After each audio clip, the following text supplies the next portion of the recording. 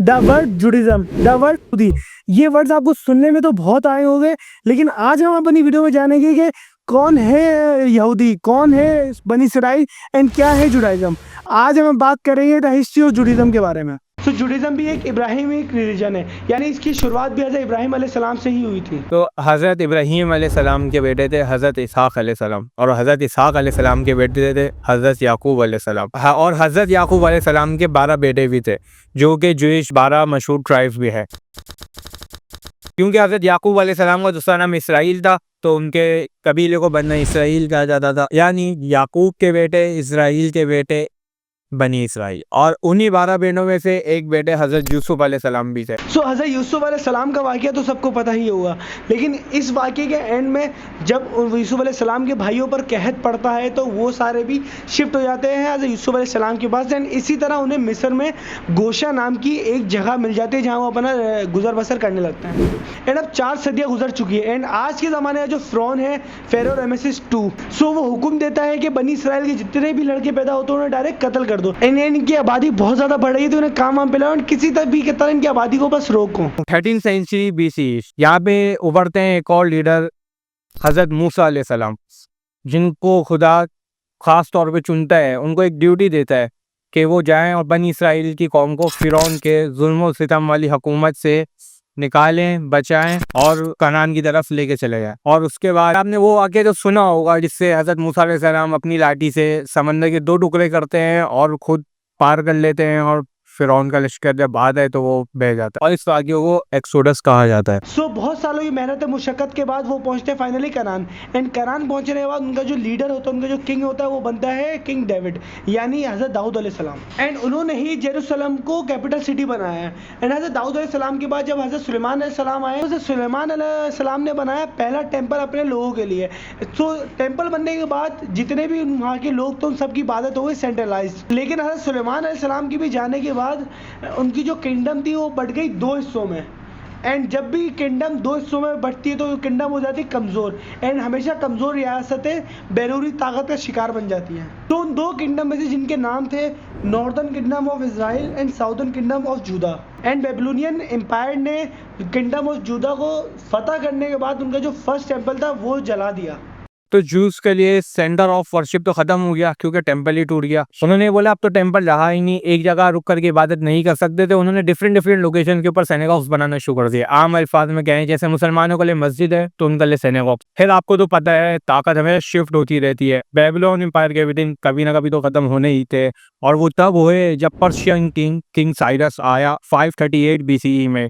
ये नया किंग जब आया तो इसने जिला वतन और जूइस को वापस बुलाया और कहा अपना टेंपल वापस बनाओ, और इसी तरह बना सेकंड टेंपल 516 BCE में। फिर इसी जगह नई पावर आ गई अलेक्जेंडर द ग्रेट। जब वो आया उसने बनाया ग्रीक कल्चर, और ग्रीक कल्चर को उसने जबरदस्ती वहां फैलाने की कोशिश की। फिर उनके बीच में वापस मसले होने शुरू हुए जूइस के और ग्रीक के बीच में, और उस वार के अंदर जूस जीत गए। फिर आया 63 BCE। अब बारी थी रोमन एम्पायर की।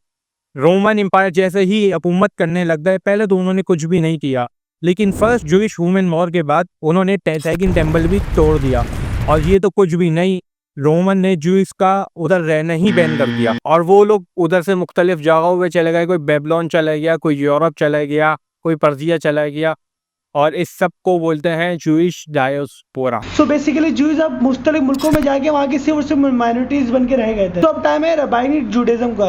अब लोग वहाँ के लोग अपने रिचुअल से ज़्यादा अपने स्टडी पे और अपने प्रेयर पे फोकस करने लगे, और जूइश लॉस को अपनी जिंदगी में कैसे लेके आना है इस चीज पे फोकस करने लगे। यानी समझ लो वो रिलीजियस से ज्यादा थोड़ा प्रैक्टिकल हुआ है। फिर जूइश स्कॉलर ने 2 बड़ी किताबें लिखी, एक मिशना, दूसरा तालमुद। इन किताबों का मेन फोकस था Jewish laws, tradition, Jewish philosophy, और बेसिकली जुडाइज्म को अपनी डेली लाइफ के अंदर कैसे यूज करना है।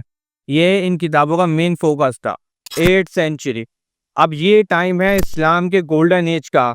अब्बासी खिलाफत चल रही है, और इसी एज के दौरान जूस का स्पेन में भी गोल्डन एज चल रहा है। और जूस के जो इंटेलेक्चुअल्स थे, सैमुअल इब्ने नेग्रेला और जुदा हलेवी और बहुत सारे, इनकी मुसलमानों के इंटेलेक्चुअल के साथ डिस्कशंस होती थी। और क्योंकि आपको पता है अच्छे वक्त की बुरी बात है कि वो गुजर जाता है, और बुरे वक्त की अच्छी बात यह है कि वो भी गुजर जाता है, और ये गोल्डन एज भी आखिरकार खत्म हो गई।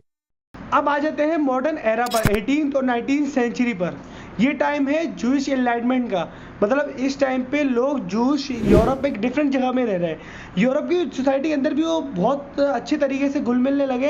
अब उन्होंने सेकुलर एजुकेशन को भी अपना लिया, लेकिन फिर भी अपनी रिलीजियस आइडेंटिटी को साथ लेके बरकरार रखते हुए। लेकिन अभी भी एंटी सेमिटिज्म का जज्बा, यानी कि जूस से नफरत का जज्बा अभी तक जिंदा है और बहुत सी जगहों पर जिंदा है। तो 19th सेंचुरी में एंटी सेमिटिज्म के जज्बात को कैटर करने के लिए, उनको उससे मुकाबला करने के लिए और उनको काउंटर करने के लिए एक ऑस्ट्रो हंगेरियन जर्नलिस्ट ने, जिसका नाम थोडरा हेजल था, उन्होंने एक प्रपोजल पेश किया कि क्यों ना ज्यूज की एक अलग स्टेट होनी चाहिए, उनके एक अलग मुल्क होना चाहिए, लेकिन वो मुल्क भी, वो स्टेट भी एक फलस्तीन में ही होना चाहिए। अब सेकेंड वर्ल्ड वार में जब नाजी जर्मनी ने हिटलर की हुकूमत में 6 मिलियन ज्यूज को मार गिराया, फिर इनको इंटरनेशनल सपोर्ट भी मिल गया। हाँ भाई, ये तो हर जगह जलील हो रहे हैं, मर रहे हैं, एक अलग स्टेट होना चाहिए, इनको एक अलग स्टेट बना के दो। लेकिन इससे हम थोड़ा सा पीछे चले जाएं वर्ल्ड वार 1 में और ब्रिटिश की हराम तोपियों को देख लेते हैं।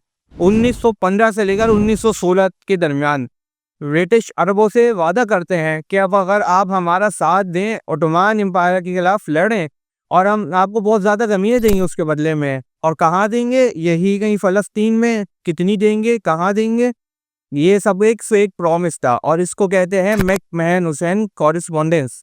और ठीक 1 साल बाद 1917 में ये यहूदियों को भी यही प्रॉमिस करते हैं कि आपकी तो एक जो स्टेट होनी चाहिए।